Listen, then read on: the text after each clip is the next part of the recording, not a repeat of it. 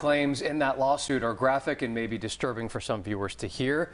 In their first TV news interview, school leaders and attorneys for the 5 plaintiffs are speaking to Fox 40 News. Fox 40's Karma Dickerson joining us now live at Capital Christian to explain how they're addressing those claims and when this alleged behavior occurred. Karma.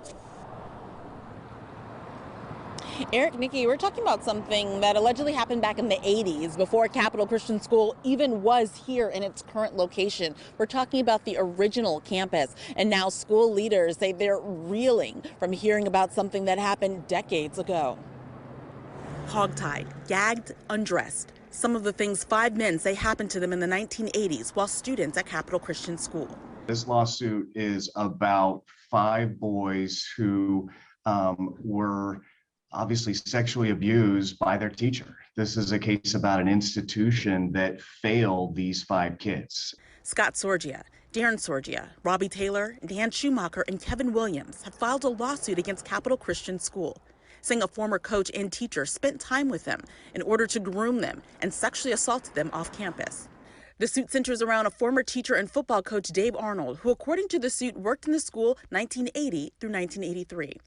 The former students say he built trust by giving them money and gifts and then paying them and to grade papers at his home.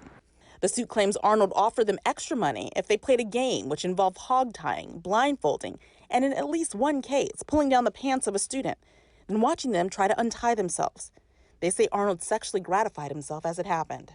These kids having to literally get in fistfights with this perpetrator to keep him off. One of them jumped out of the window of his apartment.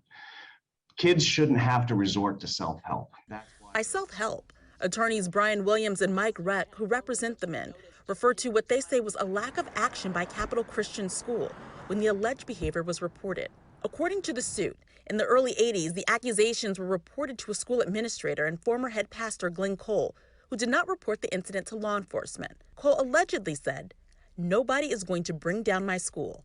Not Arnold, not those boys, not anyone." Capital Christian and the men who were running it made a choice to value their reputation over the child's safety. And that is a choice that's dangerous. Arnold, who was also named in the lawsuit, left the school in 1983. Until last month, he was an associate professor teaching online at another religious institution, Indiana Wesleyan University. The school says he retired, but would not comment on whether the retirement was related to media inquiries about the lawsuit. I actually found myself feeling nauseous just reading through it. Rick Cole is now the senior pastor at Capital Christian Center. The alleged abuse happened when the school and church were in a different location and under different leadership. Cole's father, who is now deceased. Oh, I can't believe that this would happen. I never heard of it before.